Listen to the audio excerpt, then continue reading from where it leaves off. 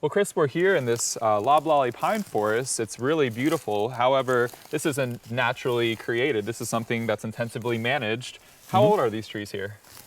These trees were planted in 1994. So this whole property was clear cut in 1992. And then a couple of years after that, after some site prep, they were all planted at a rate of a little shy of 500 trees per acre.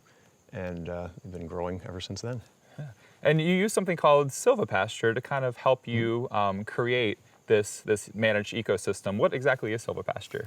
So Silvopasture is integrating livestock into a forest or a field in combination with forage and forest trees, and creating a system where the animals can subsist off the forage in the Silvopasture system, but then you also have some kind of a crop from the trees. So it might be fruits and nuts. More likely it's going to be some kind of fiber product, some kind of a forest lumber product or veneer or something like that. And in the case with pine trees, probably the latter, right?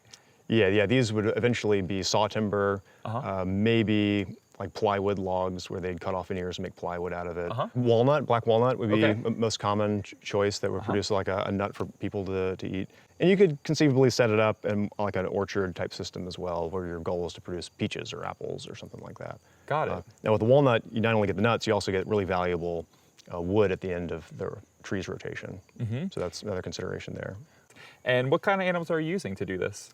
So I started off with sheep and goats, and eventually just narrowed it down to using Katahdin hair sheep. They were pretty good at raising their young under wild conditions, really hardy with the types of things that they could eat and subsist on and grow on and reproduce on.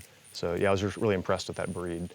The goats, of course, did really well out here too. There's a lot of woody material for them to eat. What don't they eat, right? Exactly. But they are also escape artists. So I'm using solar-powered electro-net fencing. So it's a little easier to keep the sheep in place in this kind of a system. So where are the sheep now? So I know you bring them through. What is their schedule right now? Unfortunately, things didn't work out on this given plot like long term. So we're looking for the next step where we can kind of pick up where we left off here. I took 5 of my best rams, the males, took them over to my house. So they're living with us on our 2 acres there. And then as soon as we have the kind of ultimate property we want to be on, we'll get a bunch of female Katahdin hair sheep, breed my males to those, and build the flock up again. So I noticed down the hill you have a power line right of way, but you've actually used this method to sort of integrate it into the forest. How did you do that? Yeah, so the power line right of way crosses the property for about a mile. It's about 150 foot wide.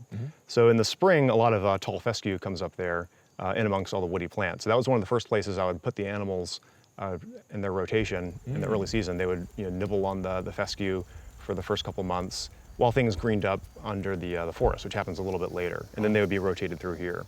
And then later in the season, I'd move them back out onto the right-of-way to consume a lot of the woody vegetation. So they're getting full. Meanwhile, they're managing the vegetation for the power company. So now the power company doesn't have to go through the expense of the different sprays and things they would have to do out there to kill all the woody plants that would otherwise grow up into their power lines. And they use so many herbicides traditionally to do that, so that's really a fantastic alternative. So this is not just your typical lumber operations. How is this creating habitat? What sorts of animals and plants can thrive in a intensively managed ecosystem like this? Sure. So the eventual ecosystem goal here was to make more of an open pine savanna type landscape. So if you can imagine maybe a quarter or fewer of these trees remaining over time, of course they would get much larger, 24 plus inches in diameter, close to 100 feet tall. So they'd be really magnificent specimens, but they'd allow a lot of light in between them. So you'd have a forest floor that's more like a tall grass prairie type ecosystem. So if you can imagine like warm season grasses, lots of wildflowers, and all the habitat that would create for pollinators, birds, mammals, everything.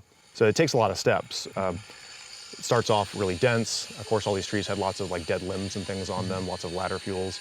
So we can't just come in here and do a controlled burn right away and get there immediately. So we had to do a lot of fuels treatments, cutting off dead limbs, cutting down dead trees, thinning out overstocked areas that had no commercial value, and getting it down to a little fewer trees per acre.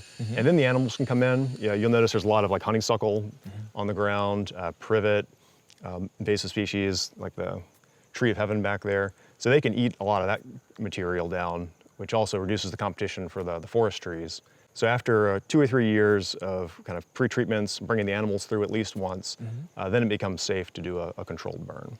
So I've heard from many people that you're sort of a little local expert in the controlled burns, and so you are kind of indicating that you can't do it at first. You need to make sure that you clear anything that could cause a forest fire, right? Yeah, so in this kind of a forest litter, a lot of the nutrients are kind of bound up in that thick layer of pine needles. So by doing the burn under the right conditions, you'll create a lot of charcoal and ash. You're going to release some of that nutrients that are available to the trees and to the understory plants, particularly the ground covers that we're interested in. And so that material gets really thick over time. It's really resistant to decay. Right. So we want to burn that off with a low-level fire. So we don't want to create like a forest fire, like something that's going to like climb up the trees or like burn everything down. Yeah. We want a fire that the flame's no higher than about your knee. Okay. And it's just going to like creep across the forest floor, consuming the litter. It's going to help to kill off like the honeysuckle and some of the other like woody invasive plants, and then allow more of the herbaceous grasses and wildflowers to come up. Right. That's really the goal. So important. I mean, we know how important the nectar sources are, especially these days with the plights of the honeybees, and all the native bee species. Even more importantly, the ground-dwelling ones, the ones that nest in the sort of the bases of the grass stems throughout the winter.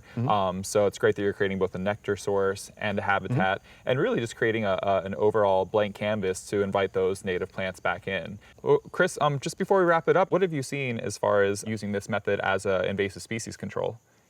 I feel like it works well. It takes a pretty persistent effort over the course of multiple years for it to really work. So just imagine if this were to open up all of a sudden without doing something to control the honeysuckle, this would be like a solid like mat of honeysuckle that we're like wading in here, like up to our waists. Right. So the shade is helping to suppress that a little bit. But it would be important to continue bringing the animals through, and continue a regimen of prescribed burning to keep all that stuff down. And eventually, when it's weakened enough, it'll pretty well drop out and go away. Right. Well, I'm super fascinated by all this. I love the multi-purpose approach and envisioning those wildflowers, having it buzzing with all the beneficial insects. So thank you for sharing this with us, and it's a really cool thing you're doing out here. Great, thank you.